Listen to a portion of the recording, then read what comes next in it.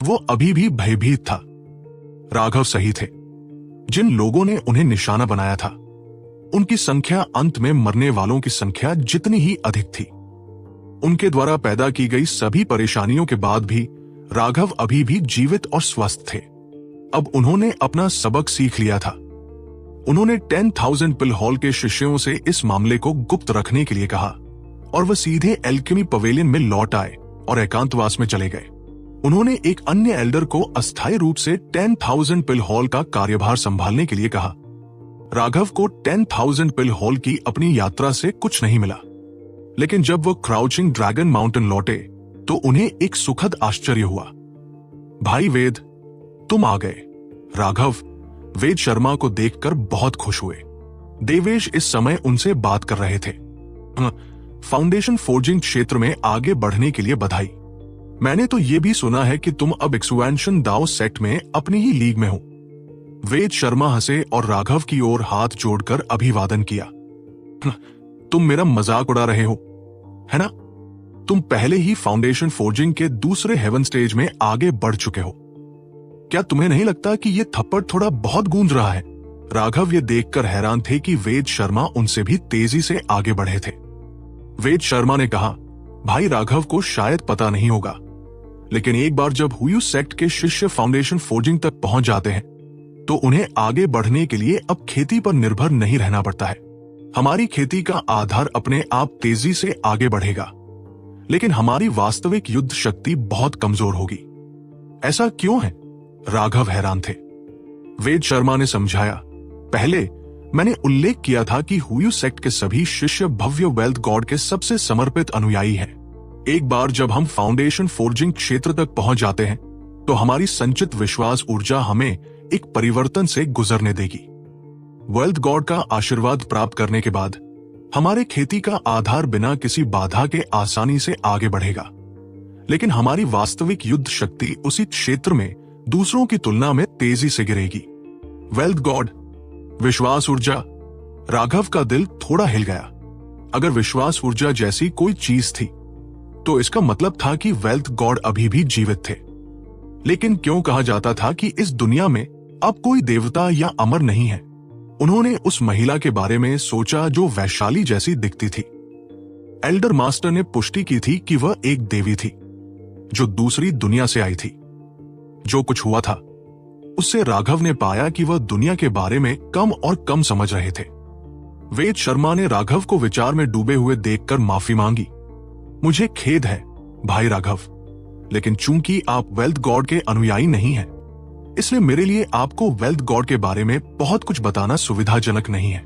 वेद Sharma wealth God के एक समर्पित अनुयायी थे। वो अपनी आस्था के प्रति अत्यंत समर्पित थे और राघव के साथ उनके संबंध कितने भी अच्छे क्यों न हो, वो कुछ बातों को उजागर नहीं कर सकते थे। राघव मुस्कुराए। नहीं, मैं बस कुछ और चीजों के बारे में सोच रहा था। मैं बिल्कुल भी नाखुश नहीं हूं। दोनों ने बातचीत की। राघव ने देवेश को कुछ साधारण जलपान लाने के लिए कहा।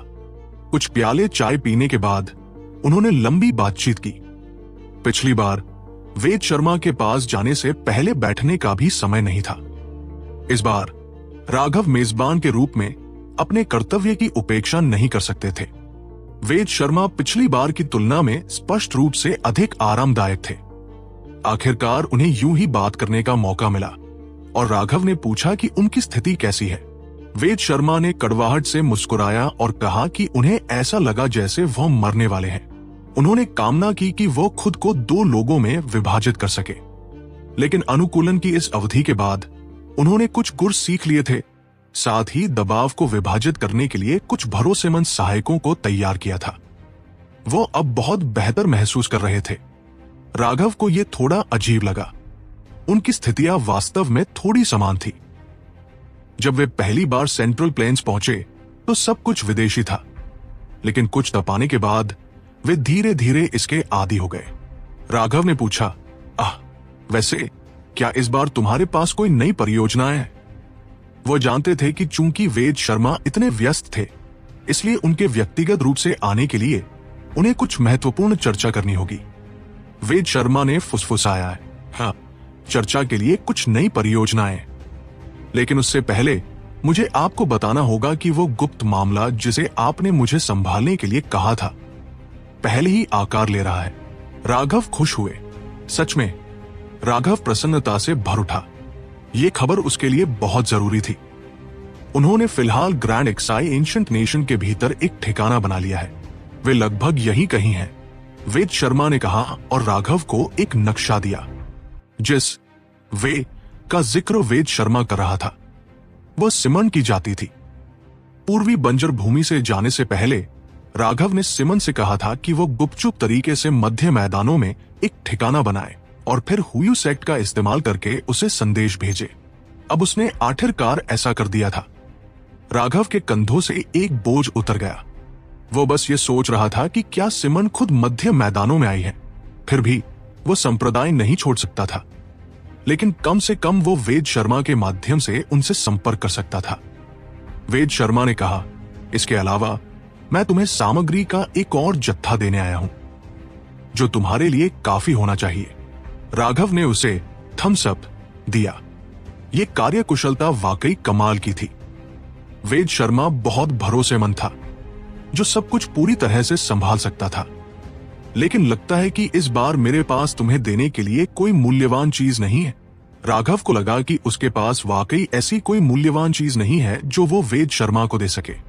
ज्यादा से ज्यादा जो पैसा उसने शुरुआत में वेद शर्मा को दिया था, उससे वो सिर्फ उसके द्वारा मांगी गई सामग्री का 10वां हिस्सा ही खरीद सका था। उसका सारा पैसा एक्सुएंशन दाओ सेक्ट में पॉइंट थे और वे संप्रदाय के बाहर बेकार थे। ऐसा नहीं था कि वह वेद शर्मा को पॉइंट में चुका सकता था। वेद शर्मा ने कहा, चिंता मत करो, मैं तुम्हें सामग्री पहले से दे दूंगा। इस समय मेरे पास एक बड़ा प्रोजेक्ट है जिस पर मैं तुम्हारे साथ चर्चा करना चाहता हूं। राघव ने पूछा, एक बड़ा प्रोजेक्ट? कितना बड़ा? बहुत बड़ा। ध्यान से सुनो। वेद शर्मा ने बताया कि उसका प्रोजेक्ट एक निश्चित औषधीय गोली के इर्द गिर्द घूमता है। यह 8वीं श्रेणी की गोली फोर्जिंग हार्ट स्पिरिट कनेक्टिंग पिल थी। जिस तरह बोन फोर्जिंग क्षेत्र की बोन टेम्परिंग पिल्स और सी एक्सपांशन क्षेत्र की सी मर्जिंग पिल्स थी, उसी तरह यह भी एक ऐसी गोली थी जिसका उपयोग उसी क्षेत्र में किया जाना था। हालांकि बोन फोर्जिंग पिल्स और सी मर्जिंग पिल्स के कई रूप थे, लेकिन फोर्जिंग हार्ट स्पिरिट कनेक्टिंग पिल फाउंडेशन फोर्जिंग क्षेत्र में इस्तेमाल की जाने वाली एकमात्र मुख्य सहायक खेती गोली थी। फाउंडेशन फोर्जिंग क्षेत्र स्वर्ग और पृथ्वी की यून स्पिरिचुअल एनर्जी को अवशोषित करने पर निर्भर करता था। फाउंडेशन फोर्जिंग के साधकों के लिए सबसे कीमती चीज यून स्पिरिट स्टोन्स थी। हालांकि यून स्पिरिट स्टोन्स में सबसे आदिम और शुद्ध यून स्पिरिचुअल एनर्जी को परिष्कृत करना इतना आसान नहीं था। यून स्पिरिट स्टोन्स में जब दुनिया पहली बार बनी थी, तब के नियमों का सार समाहित था। इसे परिष्कृत करने में लंबा समय लगता था। इसलिए यून स्पिरिचुअल एनर्जी को परिष्कृत करने में मदद के लिए एक प्रकार की औषधीय गोली का उपयोग करना जरूरी था। फोर्जिंग हार्ट स्पिरिट कनेक्टिंग पिल अपनी तरह की एकमात्र गोली थी। यह साधकों को यून स्पिरिचुअल एनर्जी को परिष्कृत करने में मदद करती थी और इसके कोई दुष्प्रभाव नहीं थे। सभी बड़े संप्रदायों के पास पहले इस गोली का बड़ा भंडार हुआ करता था। हालांकि इसकी कीमत ज्यादा थी, फिर भी यह उस सीमा के भीतर थी जिसे साधक खरीद सकते थे। हालांकि इस साल चीजें बदल गई। कुछ महीने पहले forging heart spirit connecting pill की कीमत अचानक आसमान छू गई थी। अब यह 10 गुना ज्यादा महंगी हो गई थी। जैसे ही कई साधक इससे हैरान थे, खेती की दुनिया में एक खबर फैली। डेविल स्पिरिट माउंटेन अचानक कोहरे से घिर गया था और उसका प्रवेश द्वार अब सील हो गया था। जो कोई भी अंदर जाने की कोशिश करता वो मर जाता। जब राघव ने पूछा कि डेविल स्पिरिट माउंटेन क्या है, तो वेद शर्मा ने उसे बताया कि यह मार्शल हेवन कॉन्टिनेंट के साथ महान खतरे वाले क्षेत्रों में से एक था। कहा जाता था कि यह डेविल वर्ल्ड का प्रवेश द्वार है, लेकिन वहां से कभी कोई दानव जीव बाहर नहीं आया था। वास्तव में न सिर्फ वहां कभी कोई दानव जीव नहीं देखा गया था, बल्कि लोगों ने एक अमर वंडरलैंड का दृश्य भी देखा था।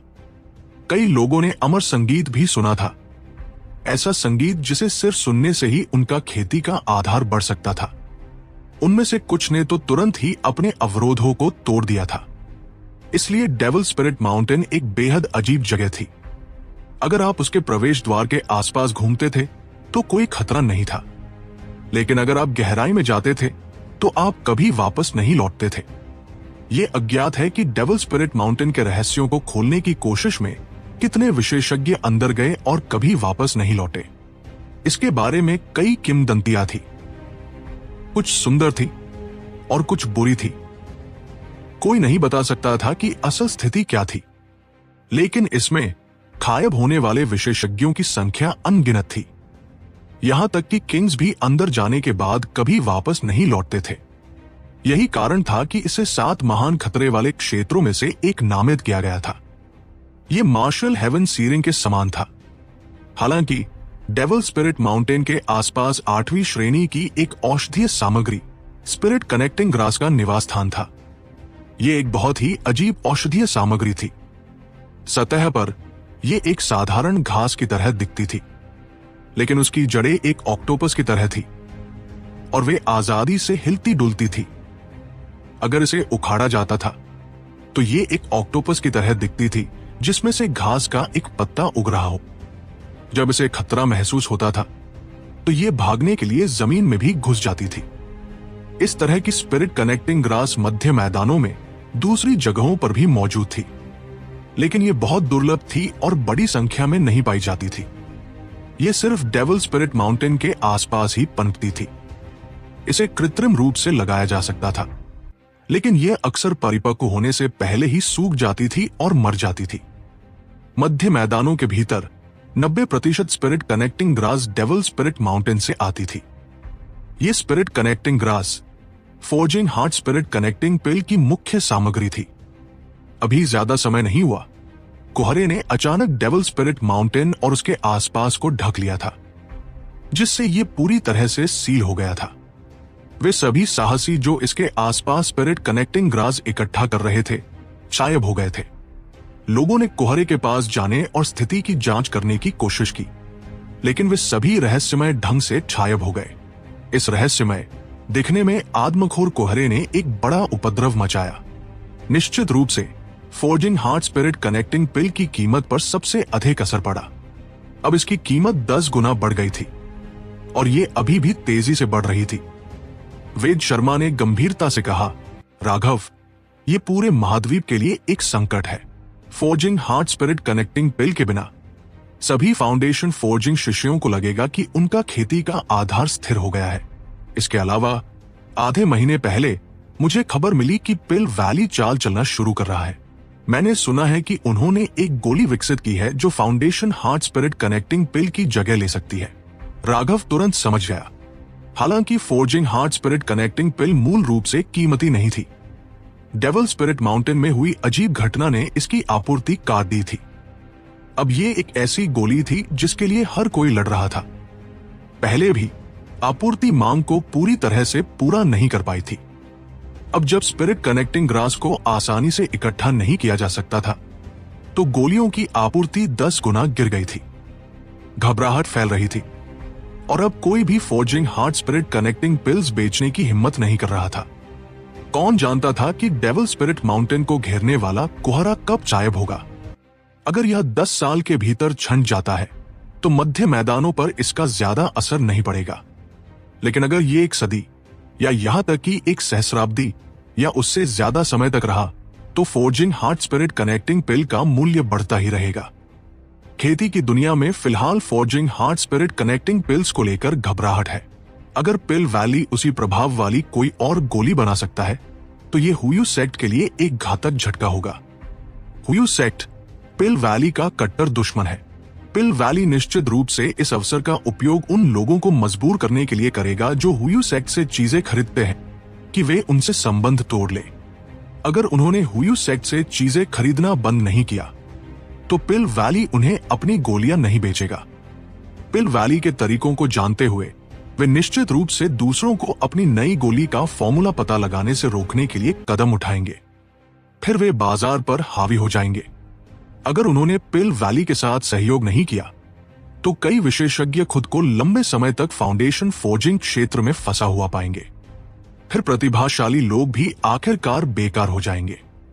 यह जानना जरूरी था कि फाउंडेशन फोर्जिंग पहले से ही एक धीमी और महत्वपूर्ण प्रक्रिया थी। यह वो क्षेत्र था जहां किसी व्यक्ति के खेती का आधार सबसे धीमी गति से आगे बढ़ता था। पिछली पीढ़ी के शिष्य ऐसे ही एक मामले थे। वे 10 साल पहले एक्सपेंशन दाओ सेक्ट में पहुंचे थे। इन प्रतिभाशाली लोगों में भी जो प्रतिभाशाली थे, वे भी अभी अभी लेट फाउंडेशन फोर्जिंग क्षेत्र में पहुंचे थे। यह इस बात का पर्याप्त प्रमाण था कि फाउंडेशन फोर्जिंग क्षेत्र में आगे बढ़ना कितना मुश्किल था। अगर पिल वैली अपने नए हथियार का सही इस्तेमाल करता है तो वे हुयू सेक्ट को गंभीर रूप से घायल कर सकते हैं। इस झटके से पूरी तरह से पतन होने का भी खतरा है। अंत में हुयू सेक्ट को पूरी तरह से निगल लिया जा सकता है। यही वजह थी कि वेद शर्मा का चेहरा इतना गंभीर था। भाई राघव, तुम्हें मेरी मदद करनी होगी। ये मेरे हुयू सेक्ट के जीवन और मृत्यु से संबंधित है। वेद शर्मा की आवाज में थोड़ी सी विनती थी। यह हुयू सेक्ट के लिए एक अविश्वसनीय रूप से महत्वपूर्ण मामला था। राघव मुस्कुराया। एक छोटी सी बात, मैं तुम्हारे लिए एक फॉर्मूला लिख दूंगा। यह वास्तव में उसके लिए एक छोटी सी बात थी। एक फॉर्मूला तो छोड़ो, वो आसानी से उसे 10 फॉर्मूले दे सकता था। वेद शर्मा ने खुशी से चिल्लाया, सच में भाई राघव, तुम वास्तव में मेरे भाग्यशाली सितारे वेल्थ गॉड का आशीर्वाद हो। अच्छा भाई राघव, मैं आज तुम्हारे साथ शराब पीऊंगा। नहीं, मैं पूरी तरह से नशे में हो जाऊंगा। वेद शर्मा को राघव पर पूरा भरोसा था। अगर उसने कहा कि कोई समस्या नहीं है, तो निश्चित रूप से कोई समस्या नहीं थी। उसे लगा जैसे उसके दिल से एक बड़ा पत्थर हट गया हो। सच कहूं तो वेद शर्मा राघव से मिलने जाते समय बेहद चिंतित था। अगर राघव भी शक्तिहीन होता तो उसके पास कोई समाधान नहीं होता।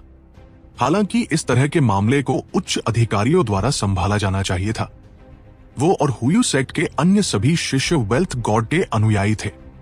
उनमें से हर एक ने जिम्मेदारी महसूस की और उन्होंने हुयू सेक्ट के मामलों को अपने मामले के रूप में माना। हुयू सेक्ट का भाग्य उनका भाग्य था। 3 कप पीने के बाद राघव ने सीधे एक गोली का फॉर्मूला लिख दिया ताकि वेद शर्मा आराम कर सके, और थोड़ी देर सोचने के बाद उसने एक और गोली का फॉर्मूला लिखा। पहले गोली के फॉर्मूले का असर फोर्जिंग हार्ट स्पिरिट कनेक्टिंग पिल के लगभग समान है। जहां तक बाद वाले का सवाल है, यह 3 गुना से भी ज्यादा प्रभावी है। मेरा अनुमान है कि पिल वैली लंबी अवधि को ध्यान में रखकर काम करने की कोशिश करेगा, इसलिए वे फोर्जिंग हार्ट स्पिरिट कनेक्टिंग पिल से थोड़ा कम असर वाली एक औषधीय गोली लाएंगे। इसके कम असर के कारण लोगों को ज्यादा की जरूरत होगी और वे निर्भर हो जाएंगे। ये उसी चाल की तरह होगा जो पिल टावर ने ईस्टर्न वेस्टलैंड की बोन टेम्परिंग पिल्स पर चली थी और कैसे उन्होंने जानबूझकर इसके असर को आधा कर दिया था। मैं तुम्हें 2 फॉर्मूले दे रहा हूं, इसलिए बाद वाले को एक हथियार के रूप में रखो। अगर वे पलटवार करते हैं तो तुम्हारे पास जवाब देने का एक तरीका होगा। वेद शर्मा ने ध्यान से गोली के फॉर्मूले रखे और सिर हिलाया। अच्छा विचार। क्या तुम चाहते थे कि हुयू सेक्ट तुम्हें इन गोली के फॉर्मूलों के लिए सीधी कीमत दे, या? राघव मुस्कुराया। मैं भविष्य के मुनाफे में एक कटौती लेना चाहूंगा। इस तरह ये एक दीर्घकालिक सहयोग होगा। यही मेरे निवेश से सबसे ज्यादा हासिल करने का तरीका है। इस बार तुम्हारे गोली के फॉर्मूले सिर्फ एक निवेश जितने सरल नहीं है। इसने मेरे हुयू सेक्ट के लिए एक आपातकालीन स्थिति को हल कर दिया है। इस ऋण की गणना करना आसान नहीं होगा। ठीक है, क्या व्यापारियों में एक कहावत नहीं है कि वे कर्ज से नहीं डरते? अगर कोई ऐसा दिन आता है जब हमारे बीच के कर्ज वास्तव में साफ हो जाते हैं, तो इसका मतलब शायद ये होगा कि हमारी दोस्ती भी खत्म हो गई है, राघव ने कहा। वेद शर्मा ने हंसते हुए कहा, मुझे उम्मीद नहीं थी कि भाई राघव इतने दार्शनिक शब्द बोलेंगे। मैं हैरान हूं। आओ, समस्या हल हो गई है और तुम पिछली बार की तरह व्यस्त नहीं हो। चलो थोड़ा और पीते हैं। मुझे तुम्हारे साथ कुछ चीजों पर चर्चा करनी है। दोनों ने अगली सुबह तक शराब पी। अंत में वेद शर्मा अभी भी चिंतित था और वह ज्यादा देर तक नहीं रुकना चाहता था, इसलिए वह चला गया।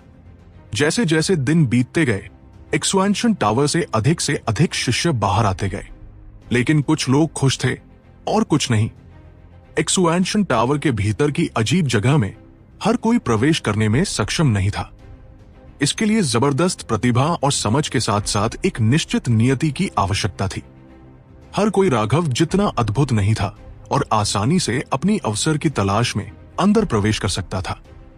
प्रत्येक व्यक्ति केवल एक लक्ष्य चुन सकता था और उस अजीब जगह में प्रवेश कर पाने की उनकी संभावना 1% से भी कम थी।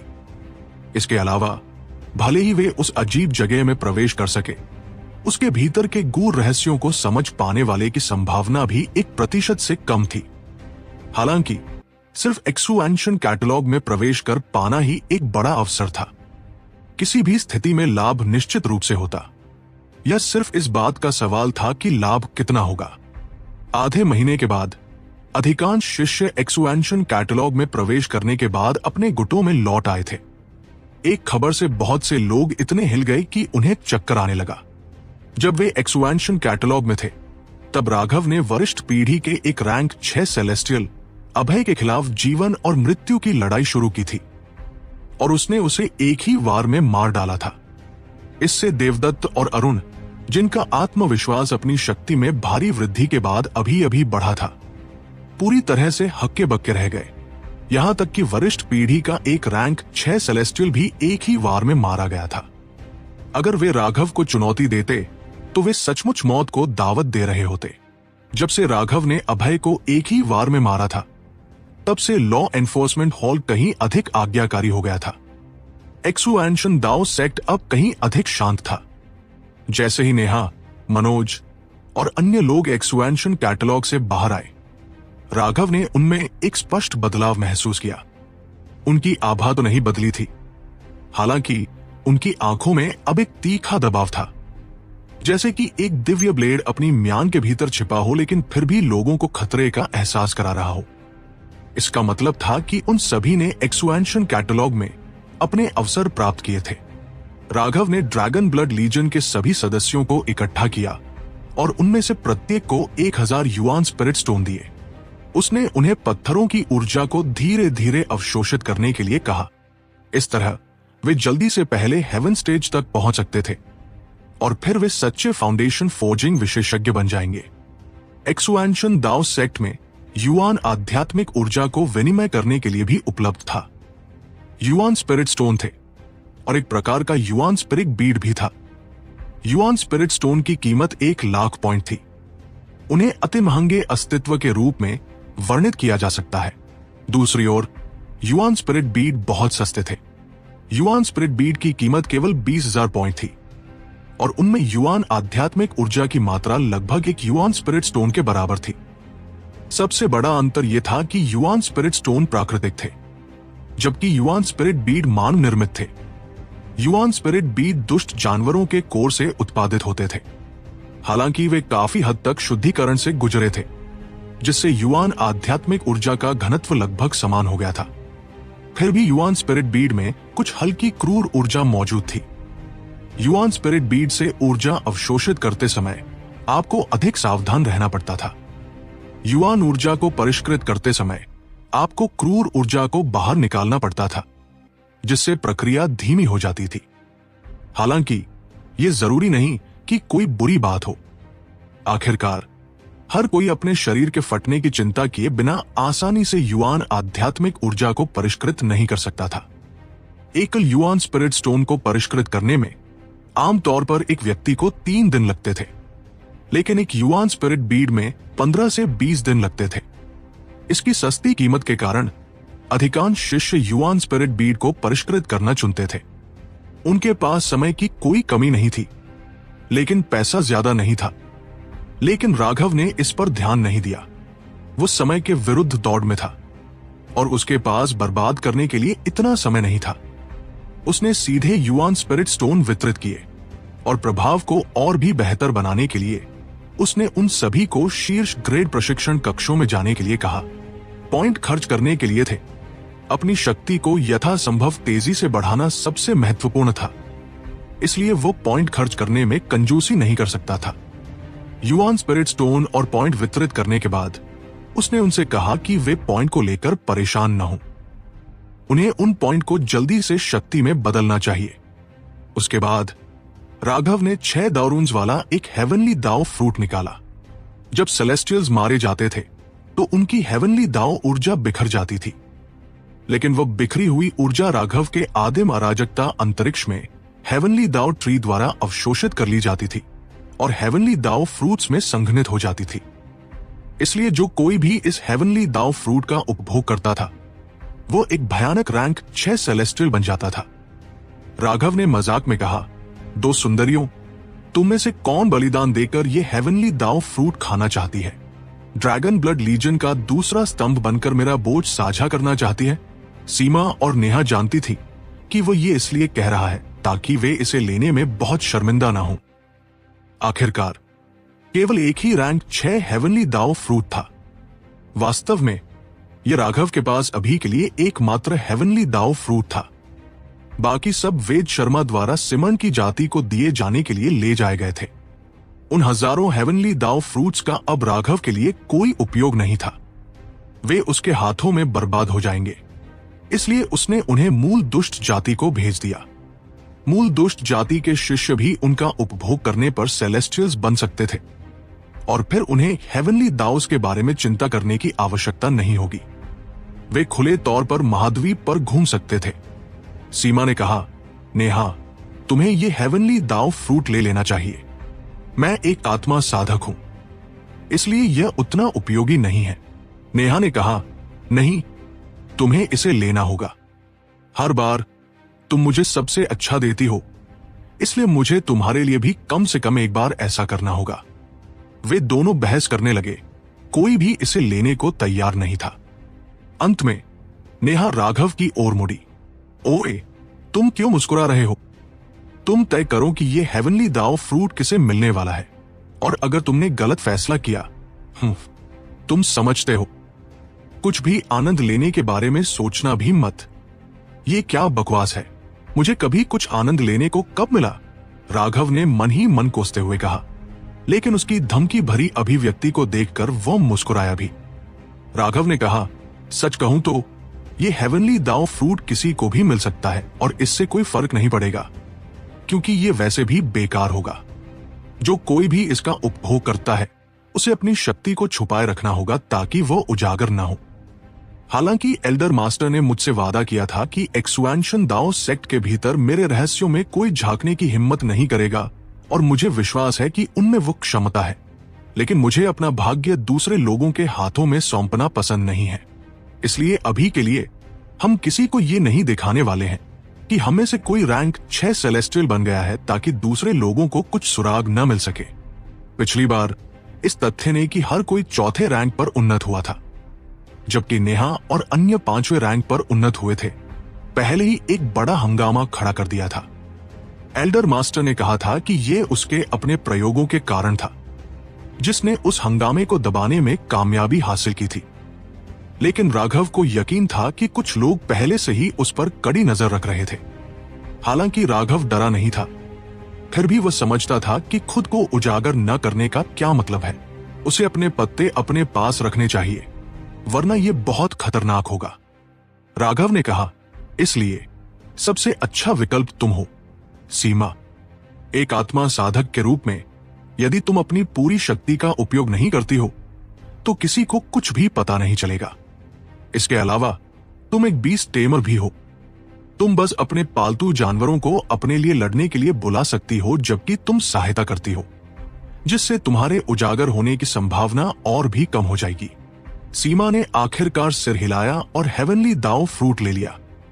एक बार जब वह रैंक 6 सेलेस्टियल बन जाएगी, तो एक बार जब वह क्राई ऑफ द हेवनली दाउस का उपयोग करेगी, तो उसकी आत्मा ऊर्जा और भी भयानक हो जाएगी। राघव ने सीमा से हेवनली दाव फ्रूट को जल्दी से परिष्कृत करने का आग्रह किया, क्योंकि अभी सीमा के पास कोई उपयुक्त पालतू जानवर नहीं था। पहले राघव ने उसके लिए कुछ अंडे खरीदने के बारे में सोचा था, लेकिन फिर जब उसने इसके बारे में सोचा तो उन्हें सेने और पालने में बहुत समय लगेगा। उनके लिए खुद कुछ पकड़ना बेहतर था। सीमा ने जल्दी से हेवनली दाव फ्रूट को परिष्कृत किया और नेहा ने प्रत्येक दिन शीर्ष ग्रेड हवा विशेषता प्रशिक्षण कक्षों में प्रशिक्षण में बिताया। उसने पहले हेवन स्टेज तक पहुंचने के लिए युआन स्पिरिट स्टोन को जल्दी से परिष्कृत किया। पहले हेवन स्टेज के लिए 9 मूल रून्स को संघनित करने और उन्हें एक स्थिर प्लेटफॉर्म में संपीड़ित करने की आवश्यकता थी। अभी वे सभी केवल एक मूल रून पर थे। उस एक रून को पूरी तरह से संघनित करने में उन्हें लगभग आधा महीना लगा था, और इसलिए यह देखा जा सकता था कि फाउंडेशन फोर्जिंग क्षेत्र कितना धीमा था। लेकिन युआन स्पिरिट स्टोन और शीर्ष ग्रेड प्रशिक्षण कक्षों के साथ नेहा की खेती की गति दूसरों की तुलना में दर्जनों गुना तेज थी। पहले हेवन स्टेज के लिए कोई औषधीय ऊर्जा का उपयोग नहीं किया जा सकता था, इसलिए व्यावहारिक रूप से सभी आंतरिक संप्रदाय के शिष्य प्रशिक्षण कक्षों में एकांत में थे। अब उनमें से किसी एक को भी बाहर देखना लगभग असंभव था। राघव ने बाहरी संप्रदाय में गोलियां बेचने का काम आदिल और अन्य लोगों को दिया। यहां तक कि देवेश भी एकांत में चली गई। एकमात्र अपवाद अर्जुन था। उसने एक दुर्लभ फोर्जिंग दिव्य रून को संघनित किया था, इसलिए उसे फोर्जिंग करते समय खेती करने की आवश्यकता थी, और उसने लंबे समय से दिन रात फोर्जिंग शुरू कर दी थी।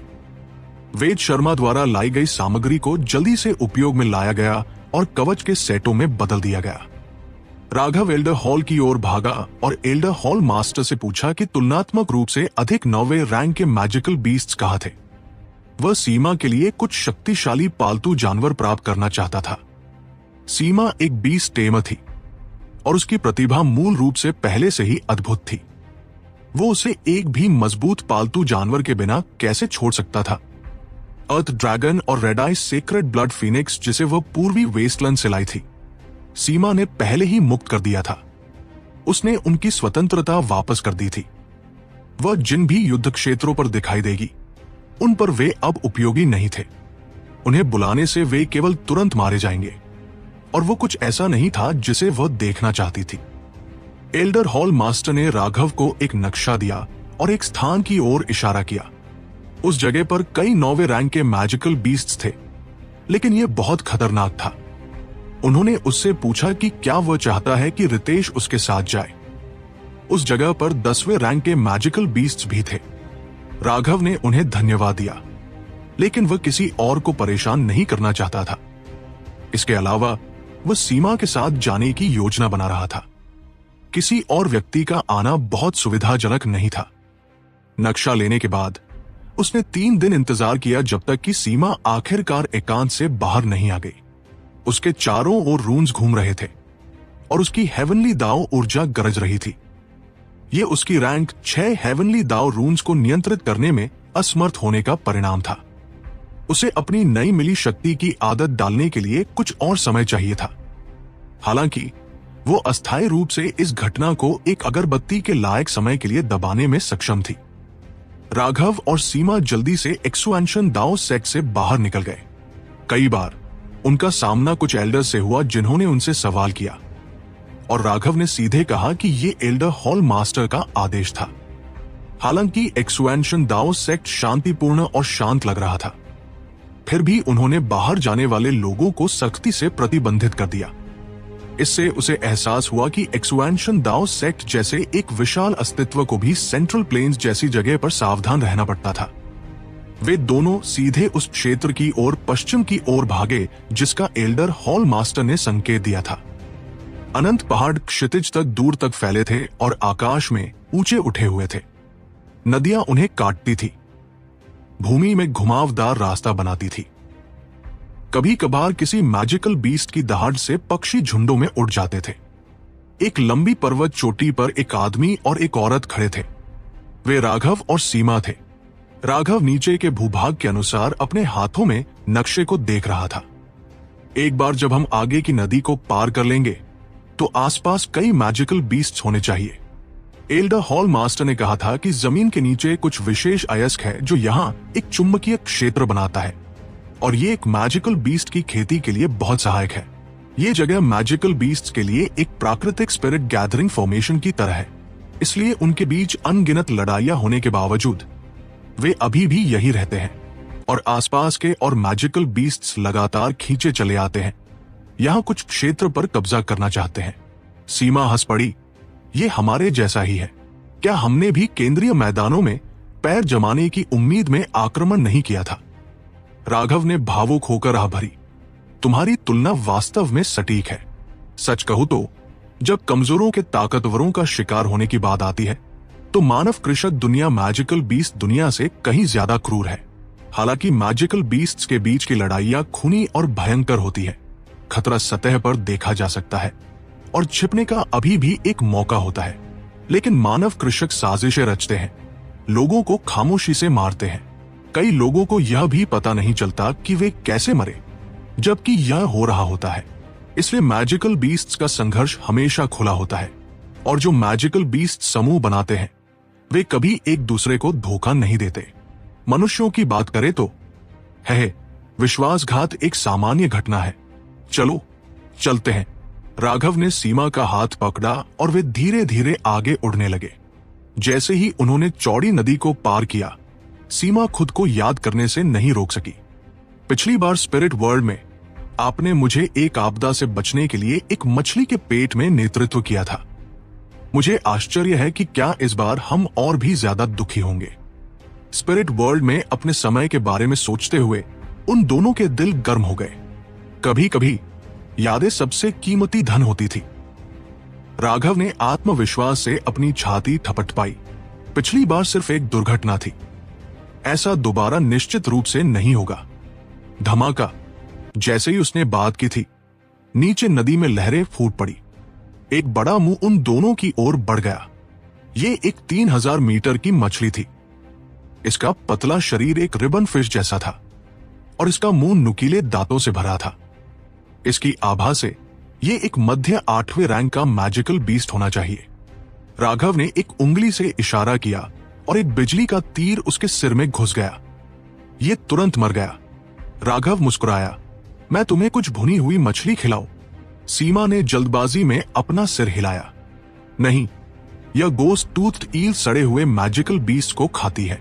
ये केवल सड़ा हुआ मांस खाती है, इसलिए इसका अपना मांस भी घिनौना होता है। आह, क्या ऐसा है? घिनौना।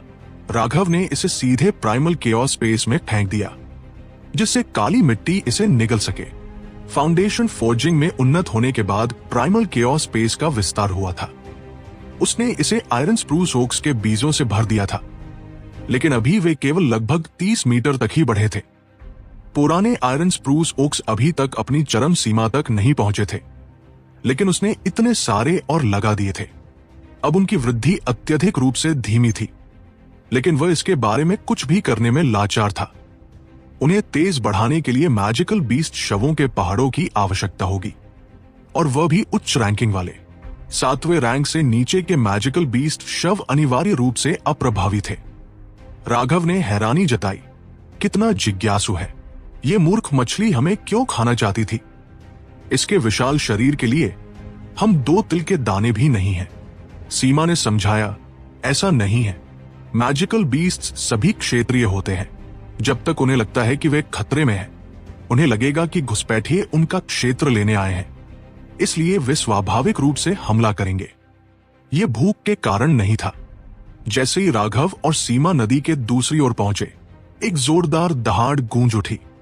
जंगल के अंधेरे से एक विशाल जलती हुई भेड़िया उन पर झपटा। दफा हो जा। राघव ने 8वें रैंक के भेड़िए को लात मारकर दूर कर दिया। उसका विशाल शरीर जंगल में लुढ़क गया। राघव से डरा हुआ वह दूरी पर घुटने टेक कर बैठ गया। राघव की ओर अपने दांत दिखाकर उसे चेतावनी दे रहा था। सीमा ने धीरे से पूछा, क्या ये लिटिल स्नो की वजह से है? राघव ने आह भरी, मैं भेड़िया प्रकार के मैजिकल बीस्ट्स के प्रति भावहीन नहीं हो सकता। सीमा ने उसका हाथ पकड़ा। उसने चिंता से पूछा, क्या लिटिल स्नो वास्तव में पुनर्जीवित हो सकता है? सीमा और राघव दोनों के लिटिल स्नो के प्रति गहरे भाव थे। उनके लिए लिटिल स्नो परिवार से अलग नहीं था। सीमा ने व्यक्तिगत रूप से लिटिल स्नो को यम किंग ब्लड कर्स से प्रहार होते देखा था। वो यम किंग ब्लड कर्स एक अत्यंत घिनौनी कला थी। जिस किसी को भी मारा जाता वह निश्चित रूप से मर जाता। राघव ने कहा, चिंता मत करो, लिटिल स्नो निश्चित रूप से पुनर्जीवित होगा। आत्मा वही रहेगी, लेकिन शरीर अलग होगा। सीमा ने कहा, तो हम 9वें रैंक का एक भेड़िया मैजिकल बीस्ट क्यों नहीं ढूंढते? हम उसकी आत्मा को मिटा सकते हैं और लिटिल स्नो को पुनर्जीवित होने दे सकते हैं। राघव ने अपना सिर हिलाया। नहीं, 9वां रैंक बहुत कम होगा, यहां तक कि 10वां रैंक भी बहुत कम है। लिटिल स्नो के पास पुनर्जन्म का केवल एक मौका है। अगर यह सिर्फ एक 9वें रैंक का मैजिकल बीस्ट होता तो वही पुराना खेल फिर से दोहराया जाता। अगर वह मेरे साथ तालमेल नहीं बिठा पाता है तो वह पुनर्जीवित होने के बाद भी खुश नहीं होगा। उसका अपना गर्व है और वह मेरे साथ मरना पसंद करेगा। इसलिए जो शरीर मैं लिटिल स्नो के लिए ढूंढता हूं वो शक्तिशाली होना चाहिए और उसे मेरे साथ मार्शल पद के शिखर तक बढ़ने में सक्षम होना चाहिए। उस दर्द को एक बार सहना काफी था, इसलिए राघव अभी लिटिल स्नो को पुनर्जीवित नहीं कर सकता था। उसे एक मजबूत शरीर ढूंढना था। सीमा ने टटोल कर पूछा, तो क्या हमें फ्लेम वुल्फ को वश में करना चाहिए? राघव हंसा, क्या? मेरे दिल के शून्य को भरने के लिए लिटिल स्नो हमेशा मेरे बगल में है, इसलिए उसकी जरूरत नहीं है। इसके अलावा यह फ्लेम वुल्फ बहुत कमजोर है। सीमा मुस्कुराई। वे दोनों आगे बढ़े। उन्होंने पाया कि जैसे जैसे वे गहरे गए, मैजिकल बीस्ट्स भयंकर होते गए और उन दोनों पर कई बार हमला हुआ। हालांकि वे सभी 8वें रैंक के मैजिकल बीस्ट्स थे। उन सभी को राघव ने मार दिया और पोषक तत्वों के रूप में प्राइमल केओस स्पेस में फेंक दिया।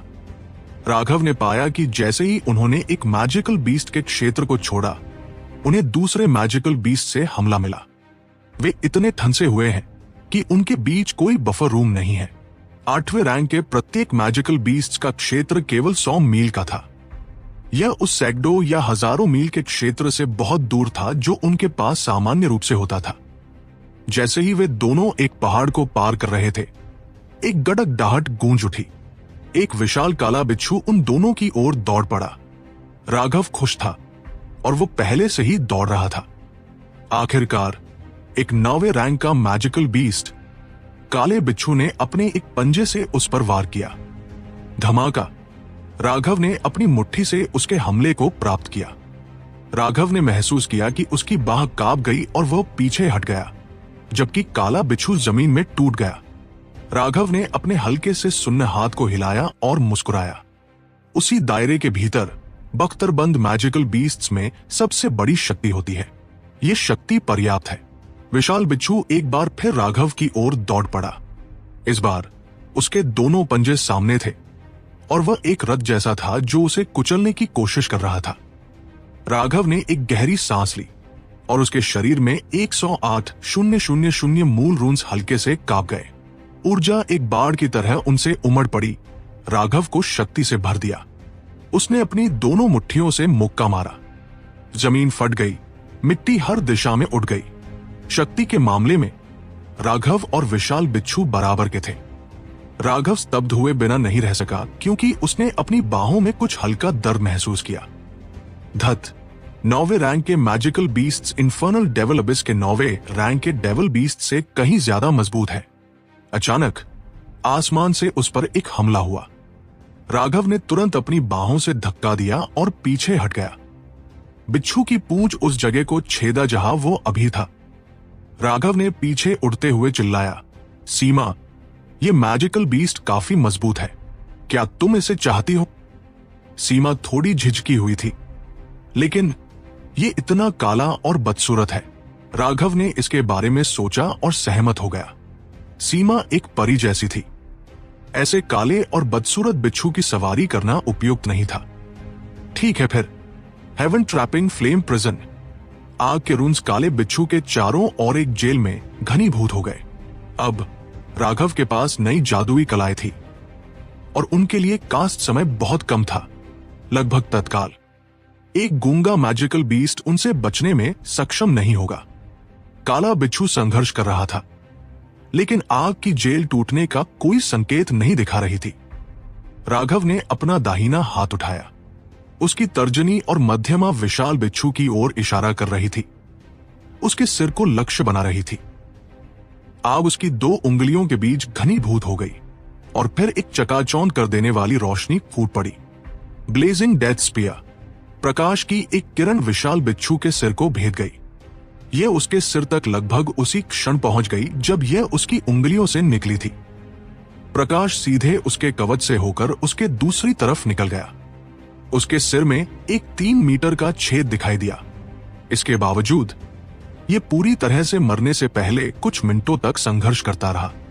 ये बख्तरबंद मैजिकल बीस्ट्स के भयानक पहलुओं में से एक था। राघव हंसा। मछली खाने लायक नहीं थी, लेकिन ये बिच्छू एक स्वादिष्ट व्यंजन है। मैं तुम्हें कुछ भुना हुआ बिच्छू पकाकर खिलाऊंगा। कितना खुशबूदार। राघव के पकाने की महक आते ही सीमा लगभग लार टपका रही थी। उसे पता नहीं था कि राघव ने किस तरह के मसाले मिलाए थे। बिच्छू का मांस बर्फ जैसा सफेद, उत्कृष्ट और रेशमी था। एक बार जब ये उसके मुंह में गया तो ये धीरे धीरे घुल गया और उसकी खुशबू ने उसे अभिभूत कर दिया। उसके पूरे शरीर को ताजगी महसूस हुई। सीमा ने प्रशंसा की। यह अब तक का सबसे बेहतरीन मांस है जो मैंने चखा है। गोलियों को परिष्कृत करने की तुलना में यह बहुत सरल है। अगर ये अच्छा है तो बस और खाओ। राघव मुस्कुराया। यदि कोई कीमियागर अच्छा खाना भी नहीं बना सकता तो उन्हें बस खुद को मार डालना चाहिए। ठीक है, सीमा ने राघव को प्यारी मुस्कान दी। उसे नहीं पता था कि उसने किस मसाला का इस्तेमाल किया था, लेकिन उसका स्वाद अप्रतिरोध्य था। उसने आह भरी, काश नेहा यहां होती। राघव मुस्कुराया। तुम दोनों कितनी अच्छी बहनें हो। जब तुम कुछ अच्छा खाती हो तब भी उसके बारे में सोचती हो। कोई आश्चर्य नहीं कि वो तुम्हारे साथ इतना अच्छा व्यवहार करती है। सीमा ने पलटकर मुस्कुराया। उसकी आंखें अर्धचंद्र बन गई, जो असाधारण रूप से मनमोहक थी। क्योंकि जब भी कुछ अच्छा होता है तो नेहा भी मेरे बारे में सोचेगी। राघव और सीमा ने लंबे समय तक आरामदायक तरीके से खाया और बातें की। उन्होंने इस खतरनाक क्षेत्र को कुछ भी गंभीर नहीं माना। एक बार जब वे दोनों भर गए तब भी उन्होंने बिच्छू के मांस का 10,000वां हिस्सा भी कम खाया था। राघव ने 2 पिंजरों से मांस बाद के लिए रखा और उसने उसकी पूंछ भी रख ली। उसकी पूंछ में एक जहर की थैली थी जो एक घर से भी बड़ी थी। राघव ने उसके जहर की विषाक्तता का परीक्षण किया और पाया कि अगर उसने सिर्फ एक मुट्ठी भर मात्रा को 9वें रैंक के जादुई जानवर में इंजेक्ट किया तो वह निश्चित रूप से मर जाएगा। इसलिए यह जहर की थैली निश्चित रूप से एक खजाना थी। उसके बाकी शरीर के लिए उसने उसे प्राइमल कैओस स्पेस में फेंक दिया। उसके शक्तिशाली बख्तरबंद सुरक्षात्मक कवच काली मिट्टी के खिलाफ बेकार थे और यह तेजी से जीवन ऊर्जा में घुल गया। प्राइमल कैओस स्पेस में आयरन स्प्रूस ओक्स तेजी से बढ़े। कुछ ही सांसों में वे 30 मीटर से 1500 मीटर तक पहुंच गए। पूरा प्राइमल कैओस स्पेस जीवन के साथ समृद्ध हो गया। राघव चौंक गया। अंतर वास्तव में इतना बड़ा है। क्या ऐसा हो सकता है कि जादुई जानवरों और समुद्री राक्षसों के शरीर में भी बड़ा अंतर है? 9वें रैंक के जादुई जानवर के शरीर की जीवन शक्ति उसकी उम्मीदों से कहीं ज्यादा थी। सफाई करने के बाद राघव और सीमा आगे बढ़ते रहे। राघव ने पूछा, तुम किस तरह के पालतू जानवर चाहती हो? सीमा ने मुस्कुराते हुए कहा, मुझे कम से कम एक उड़ने वाला जादुई जानवर चाहिए। बाकी के लिए मुझे सबसे ज्यादा रोमिल वाले पसंद हैं। मुझे उनकी फर का एहसास पसंद है और मुझे लगता है कि वे प्यारे हैं। राघव अचानक चिल्लाया, ओह क्या संयोग! हम तुरंत एक रोमिल साथी के सामने आ गए हैं, क्योंकि उसने एक अत्यधिक रोमिल साथी को देखा। दुष्ट, मुझे वो नहीं चाहिए। सीमा ने एक चौंकाने वाली चीख निकाली जब उसने उस विशाल मकड़ी को देखा जिसे राघव देख रहा था। यह भी एक 9वें रैंक का जादुई जानवर था और यह बालों से ढका हुआ था। यह सचमुच रोमिल था, लेकिन यह बिल्कुल भी प्यारा नहीं था। यह इतना दुर्भावनापूर्ण था कि इससे रोंगटे खड़े हो गए। विशाल मकड़ी कूदी और उसका जाल उन दोनों की ओर गोली की तरह बढ़ा। हालांकि मकड़ी विशाल थी, फिर भी उसकी गतिविधियां बहुत फुर्तीली और तेज थी। राघव को भी बचने का कोई मौका नहीं मिला। ज्वाला बाधा। राघव ने हस्त मुद्राएं बनाई। उनके सामने एक विशाल ढाल पैदा किया। मकड़ी का जाल संपर्क में आते ही तुरंत जल गया और उसमें से सफेद धुआं निकला। अच्छा नहीं, धुआं जहरीला है। राघव का हाव भाव अचानक बदल गया और उसने तुरंत सीमा को धुएं की सीमा से बाहर धकेल दिया। उसका कमजोर शरीर जहर को रोक नहीं सकता था। सीमा बस बाहर उड़ी ही थी जब उसने एक आध्यात्मिक जाल छोड़ा जो मकड़ी के सिर पर उतरा। यह तुरंत स्थिर हो गया, हिलने में असमर्थ। यह देखकर राघव ने अपना हाथ उठाया। एक ज्वाला भाला ने मकड़ी के सिर को छेद दिया, उसे मार डाला। जब उसने मकड़ी को प्राइमल कैओ स्पेस में फेंक दिया तो राघव अनायास पीला पड़ गया और उसे मतली की लहर महसूस हुई। क्या तुम ठीक हो राघव? सीमा ने जल्दी से उसका समर्थन करने के लिए आई। वो मकड़ी सचमुच मतली पैदा करने वाली थी। राघव ने एक गहरी सांस ली इससे पहले कि उसे थोड़ा बेहतर महसूस हुआ। जहरीली गैस में एक गंध थी जिससे उसे उल्टी करने का मन कर रहा था। चलो चलते रहें,